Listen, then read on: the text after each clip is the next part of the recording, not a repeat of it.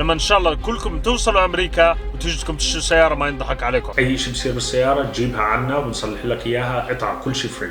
غير هيك بتكون ضد القانون وهي ممكن تنحبس فيها.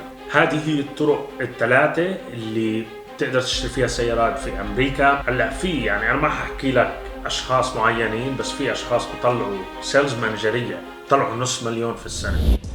السلام عليكم، فيديو جديد يا جماعه. سلام بطيجي. اليوم حنبلش فيديو مختلف عن العاده. فيديو اليوم فكرت فيه كثير، قلت يا ولد لازم اعمل لكم اياه، اللي هي خبره من الخبرات الموجوده عندي، اللي هي كيف تشتري سياره في امريكا. فما حطول عليكم كثير.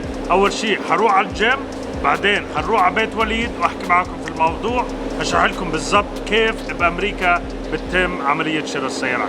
خلينا ننطلق عشان نحكي لكم الموضوع. اطلع يا معلم، خلينا ننطلق. اليوم كنت مشغول في البادي شاب، ما قدرت اصور لكم، فقلت يا ولد لازم اصور لكم اشي، بس بدي اصور لكم موضوع بيختلف عن العاده. اليوم هشرح لكم بالتفاصيل ايش الطرق اللي بتصير لما تروح تشتري سياره، واشرح لكم بالضبط كيف الديلر شيبس هون بامريكا بتطلع مصاري، عشان تكون مركز ومنتبه نكست تايم لما ان شاء الله كلكم توصلوا امريكا وتجدكم تشتروا سياره ما ينضحك عليكم. فخليكم متابعين، خلينا ننطلق على الجيم وان شاء الله بشرح لكم الموضوع كامل. اليوم بدي اتدرب تشيست، خلينا نعمل تشيست. بفرجيكم بس اوصل على الجيم كيف شكل الجيم من برا. الجيم اللي بروح عليه كتير ستريكت، ما بحبوا التصوير، فبشوف اذا بقدر اصور بصور، اذا ما قدرت اعذروني. بحكي معاكم بعد ما اخلص الجيم. طلعوا كيف المدخل يا حبايبي، هذا هو المبنى تبع الجيم. اخيرا خلصنا تشيست ورك اوت من الاخر. زي ما انتم ملاحظين الدنيا صارت ليل، الساعة هلا 8. طلعت من البيت الساعة والله ما نعرف 6:30 I think 6:30. زي ما وعدتكم خلينا ننطلق، خلينا نروح عند وليد واحكي معاكم بالموضوع المهم اللي هو كيف شراء السيارات في امريكا بيتم. مش بالسهولة اللي انتم متوقعينها. الديلرز كتير في ألاعيب فيها، بشرح لكم اياها كلها. انا اشتغلت في الكار بزنس اللي هو الديلرز 5 سنين، فعندي اكسبيرينس كامله، كل ألاعيبهم عارفها، فاشرح لكم عنها عشان ان شاء الله لما تشتروا سياره اذا انتم بامريكا او جايين على امريكا ما ينضحك عليكم. شوفوا انا بالطريق على بيت وليد، بس في بيت مان انا بالنسبه الي جزء من احلى البيوت الموجوده في هيوستن. شوفوا، اكتبوا تعليق تحت احكوا لي شو رايكم في هذا البيت. شوفوا في ناس ساكنين فيه، فبديش ازعجهم. شوفوا كم من جراج فيه على جنب البيت. شوفوا طلعوا هالمنظر ما شاء الله. يا احبائي اخيرا وصلنا على بيت وليد. ما اعلي صوتي كثير عشان اولادنا نايمين، فزي ما قلت لكم بدي احكي لكم عن موضوع السيارات، كيف شراء السيارات بتم في امريكا. شغله اشتغلتها انا مجال 5 سنين.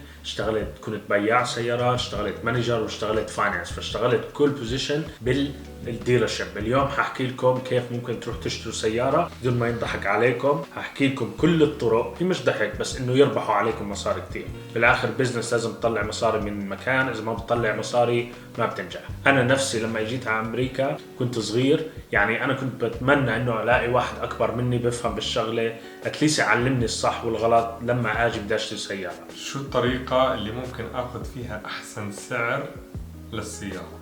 هلا قبل ما نبلش في السعر هفهمكم كيف بتم شراء السيارات في امريكا. هلا ممكن تروح تشتري السياره من ديلر شيب كبير اللي هي زي شركه تويوتا وشيفي وكذا وكذا وكذا، في مليانين.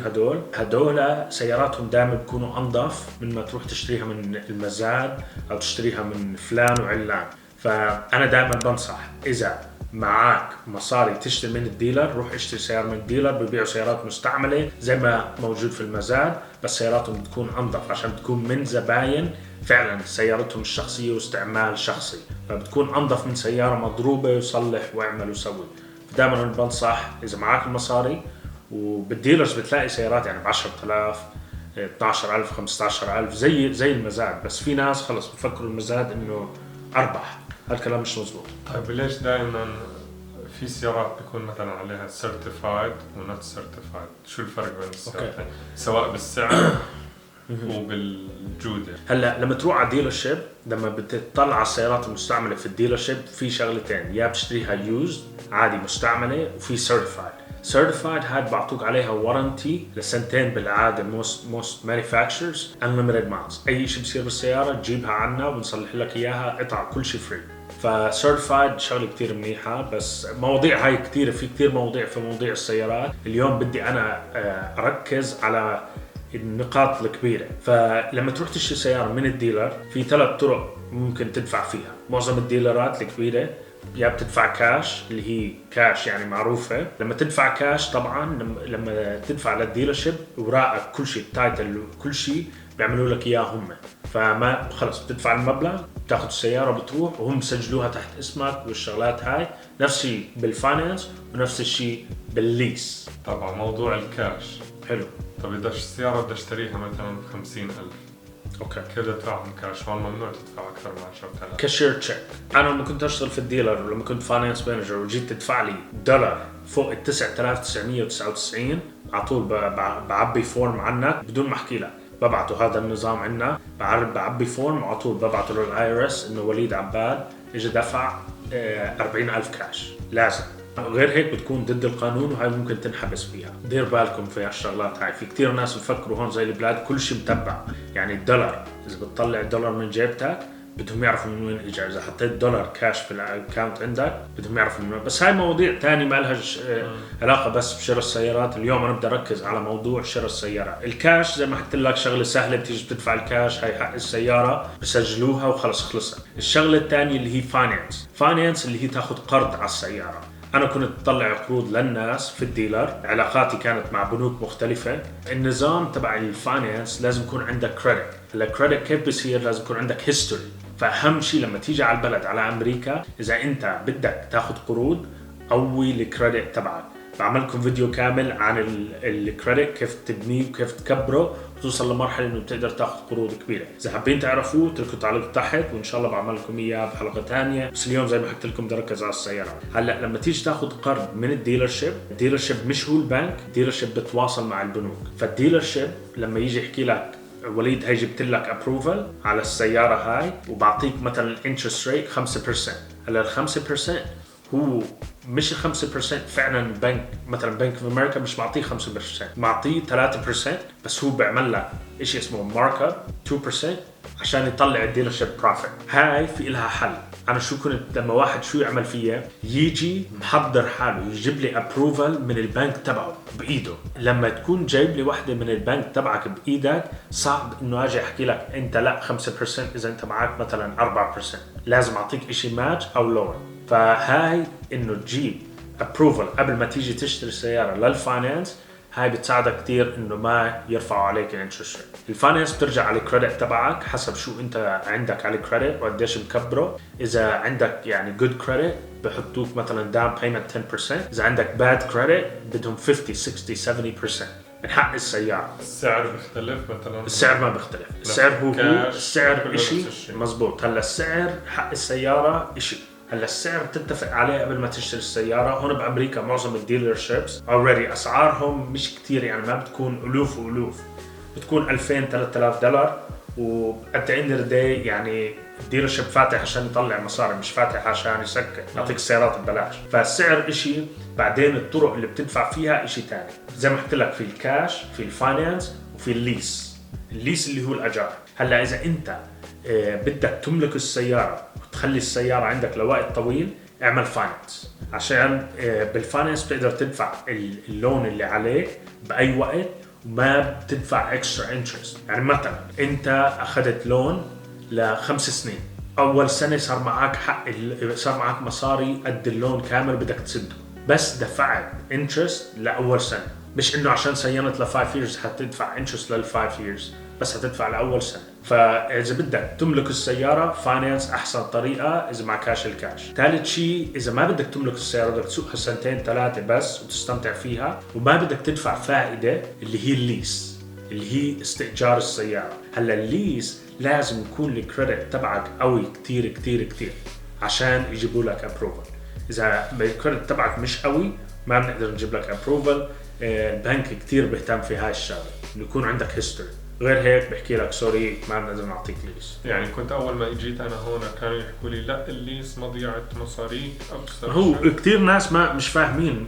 انا بحكي لك اشتغلت الشغله ودرستها كلها من A to Z.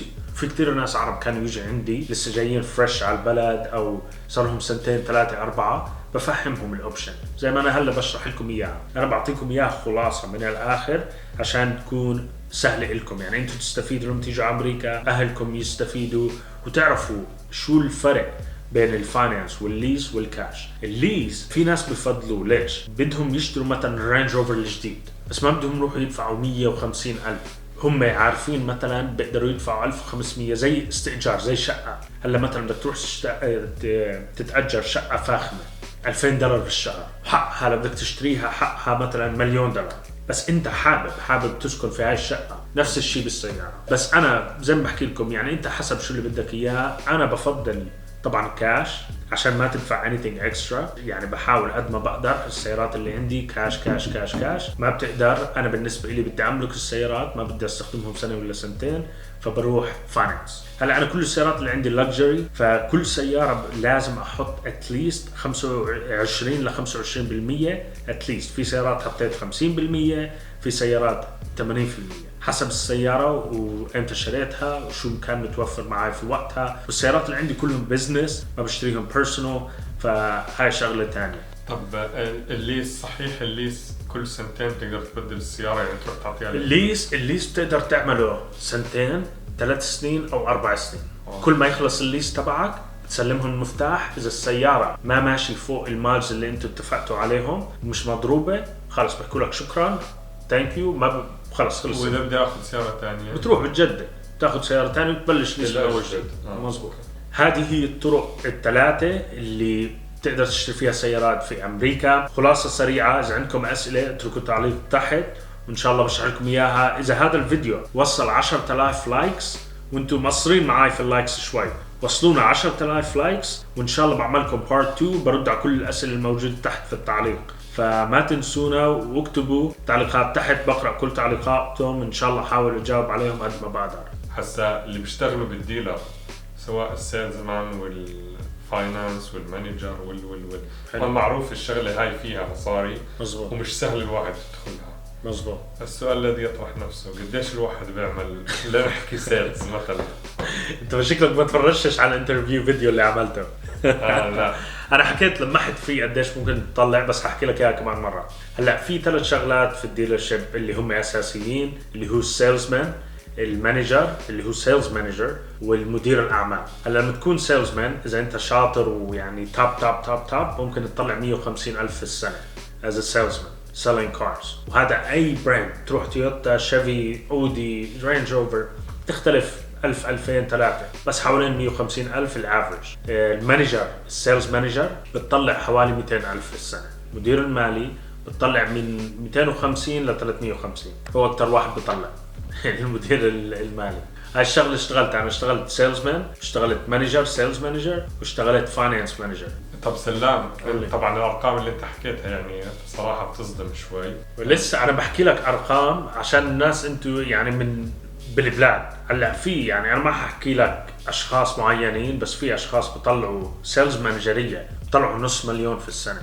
واو. وانا بعرفهم شخصيا وانا اشتغلت معاهم. وفي فاينانس مانجرز بيطلعوا $500,000 في السنه. هاي بتكون انت توب. طيب انت اكيد لساتك على علاقاتك مع اصحابك اللي كنت تشتغل معهم كلهم. بدنا واحد تعمل معه انترفيو يحكي لنا بالتفصيل قديش بيطلع. بالتفصيل. اوكي خلص تمام. شهري او سنه. تعرف فكرت بواحد على السريع، حجيب لك واحد عربي.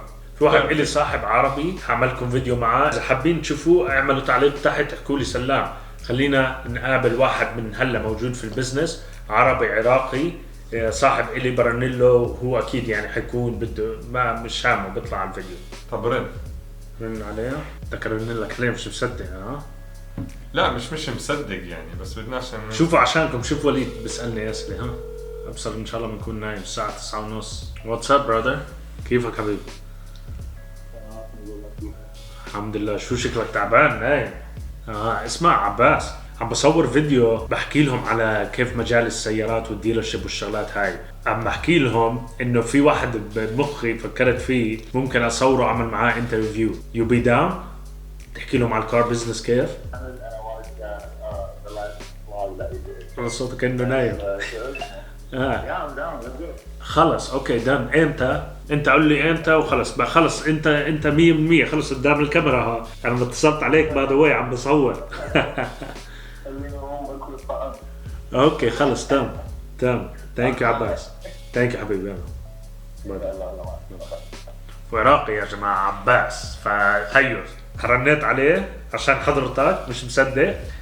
مش مصدق. الجمعة انت حكى السبت الاحد، انا شايفه الاحد بعد واي. الاحد هصور لكم فيديو رهيب، اجتماع سيارات موجود هنا في تكساس. هذا بيكون من اكبر اجتماع السيارات اللي هتنعمل هذا الشهر، فهروح عليه واصور لكم اياه. وهو بالعاده عباس هذا انا وياه دائما بنروح على الشغلات اللي زي هيك. هاخذكم معي، هو حيكون موجود ان شاء الله. بصور معاه فيديو وبساله اسئله. اذا انتم حابين تعرفوا شيء معين اتركوا تعليق تحت وان شاء الله بساله اياه. غير هيك يا جماعه انتم الصراحه مقصرين معي في اللايكس وبالتعليقات وبالاشتراك وفعلوا الجرس. مش عارف ليش ما بتفعلوا الجرس. فعلوا الجرس، ببين عندي كم واحد مفعل. فانطلقوا فعلوا الجرس وخلينا مكملين، وان شاء الله بعمل لكم فيديوهات اقوى واقوى. بس بدي دعم منكم، دعم صغير. اعملوا لنا لايك زي ما بحكي لكم، سبسكرايب، فعلوا الجرس واتركوا تعليقات على كل الفيديوهات، وان شاء الله فيديوهات تضلها اقوى واقوى. بشوفكم بالفيديو الجاي، والسلام عليكم.